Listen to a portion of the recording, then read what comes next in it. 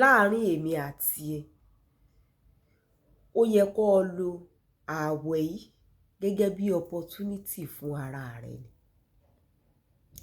Sọ mọ̀ pé odidi oṣù kan ní ìsìn ni dádì yín ó fi wà nílé tí wọn ò ní rebi kankan. Ó yá sa gbogbo agbára àti ipá rẹ̀. Èmi ò ní ọ̀rẹ́ lo káyá mọ́ ń tá o. N ò sì ní ọ̀rẹ́ dorí wọn máa gòlò. Láti ṣe kíni? Láti jí wọn mọ̀ wípé kò sí gbogbo tán rí níta tí ò sí nínú ilé lọ́dọ̀ rẹ̀.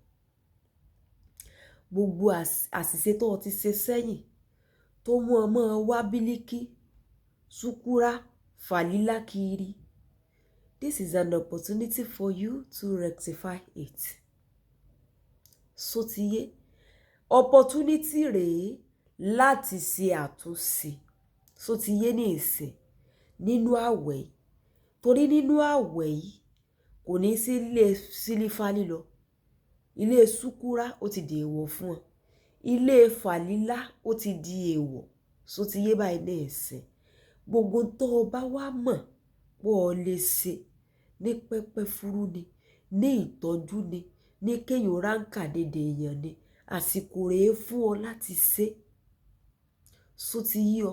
Sórí oṣù kan yìí lójú àwọn àǹtí ṣúkúrà fàlílà bí ọdún bí mẹ́wàá lè toró lọ́ọ̀gì gan lójú wọn tí wọn ò ní ríra. Sọ wá rí lójú tiẹ̀ náà, lójú ọkọ rẹ náà ó jẹ́ o. Lójú tiẹ̀ náà rí ibi kó jí torí ó lè sọ pé how many days ní 29 days ní 30 days ló fi máa pé ọjọ́ tó gùn lẹ̀. O lè ṣe. You can do it. Ṣó ti yé? Fa ojú wọn mọ́ra fún wọn ní oúnjẹ àsìkò. Ṣe gbogbo tó bá take ẹ in your power láì sọ wípé o tó rè fi nǹkan mí kún o. Èmi kọ́ mo sọ yún. Ó ti yé báyìí ní ìsìn.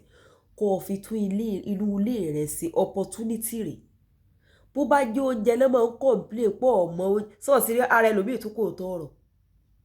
Wọ́n tún máa jí ó yé ọ wípé oúnjẹ yóò dàbí oúnjẹ tí mo ẹ lọ jẹ́ bẹ̀. Ó lọ nù o.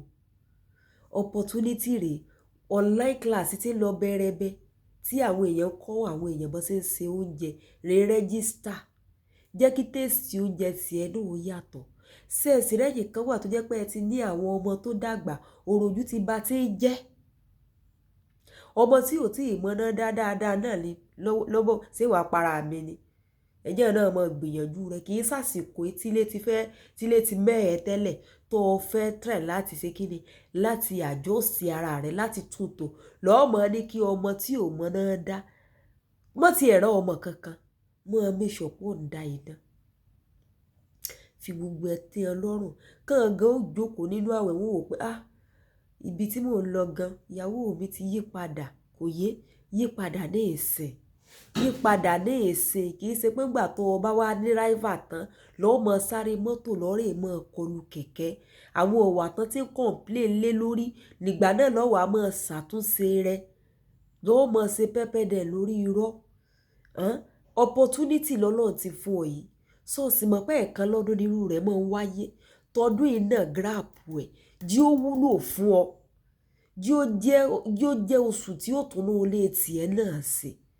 Jẹ́ oṣù tí ó mú kí ìfẹ́ inú ilé yín kó padà bọ̀ sípò. Kò yé báyìí ní ìsìn. Mọ́ ṣẹ̀ṣẹ̀ máa dúró pẹ́yìn náà là ń dúró dè ká tó so oúnjẹ sínú. Bó o bá lọ yàn. Ṣé lẹ̀ jẹ́ kàn náà wò pé ìyàwó mi mọ̀ ti yí padà. Fún wọn ní 100 reason nínú oṣù yìí tí wọn ò fi ní padà lọ bá àǹtí ṣúkúrà mọ́. Kò yé báyìí ní ìsìn. Gbìyànjú láti tún inú ilé rẹ ṣe ní táìmù àwẹ̀ yìí. Àwọn obìnrin tó lóye èmi àti ẹjọ́ ń communicate o. Ṣó ti yé? Torí ẹlòmíì náà sì wà ní pé kò sí ní tá a lè ṣe náà tó lè tẹ́ ọ lọ́rùn ṣùgbọ́n wọn náà gbìyànjú. Ọmọ ìgbìyànjú tó ṣe náà tí yóò padà tẹ́ ọ lọ́rùn. Kò yé báyìí ní ìsìn. Gbogbo ọ̀nà tán tí ń fi bí àwàdà bí ìkọ̀ọ̀kan sọ fún ọ̀pọ̀ lack try láti adjust ara rẹ̀. This is an opportunity for you. Tí wọn ò ní jáde tó jẹ́ pé oúnjẹ ti ẹnìkan wọn ò mọ̀ jẹ. Èyí tó ò bá mọ̀ ṣe kò sí ìjà ń bẹ̀. O lè pọ̀rẹ́ rẹ tó bá mọ̀ ṣe jù ọ lọ. wọn ò kọ́ ọ mọ́ tijú ṣe dáadáa nú ilé ìmọ́tótó borí àrùn mọ́lẹ̀ jẹ́ ní ilé tí ń nà kó dùn ún má lè jòbọ̀ láì tí ì sọ pé kọ́kọ́ pé wípé ìyá alágbájá àlejò ń tẹ̀lé mi bọ̀ gbogbo oyún náà ti ń complain tẹ́lẹ̀ finú àwẹ̀ fi tún ṣe sọ ọmọ pọ́dọ̀ rẹ wọ́n ò gbèjú kò yé ọ̀dọ̀ rẹ wọ́n wà báyìí torí wọ́n ní lọ́kàn wípé kò tọ́ súná kéèyàn kó máa rin ménéméné káàkiri nínú àwẹ̀ ìwọ náà wàá lu opportunity yẹn jẹ́ kàn gan mọ́ wò pé látìgbà tẹ́ ẹ ti gbà àwẹ̀ tán báyìí lẹ́ẹ̀ ti pè á mọ́ kí ni mo tún fẹ́ pè ọ fúngbà tíyàwó mi náà ti ṣe nọ́mà iyì ọmọlúàbí nù kì í wá tó ṣe wípé kí oṣù mímọ́ yìí kó tún wá lọ lásán kó wá bẹ̀ kó sì lọ bẹ́ẹ̀ ló lé yín kó mọ̀ sí ìyípadà kankan kò bójú mu o àbí inú rẹ náà lẹ́tù tí wàá mọ̀ gbà wẹ̀ inú rẹ náà lẹ́tù mọ̀ sí ẹ̀rẹ́ bí ẹ ti ń jẹ tẹ́lẹ̀ ó lọ́nu o sọ ìgbà tó lóun bá tún wá ba tiẹ̀ jẹ́ pátápátá kó bọ́ sọ́wọ́ ọmọ tá à ń sọ yìí wọ́n ti lágàdàgodo ọba gbé tán náà kò tiẹ̀ ní wá ṣe kankan mọ́ fún ọ só ti yí ọ ní ìsìn ṣùgbọ́n láàrin èmi àti ẹ̀ ìmọ̀ràn rèé o oṣù ọlá ni ó jẹ́ ìdùnnú ni ó jẹ́ ayọ̀ ni ó jẹ́ oṣù rẹ gbogbo ni ó jẹ́ ẹ̀mí wa tó bẹ̀rẹ̀ àwẹ̀ òun náà ni ó yọrí rẹ̀ láyọ̀ ṣùgbọ́n opportunity ni fún obìnrin tó bá ṣe kíni tó bá gbọ́n Ọlájìkẹ́ rèé náà ẹ like comment ẹ share ó dàbọ̀.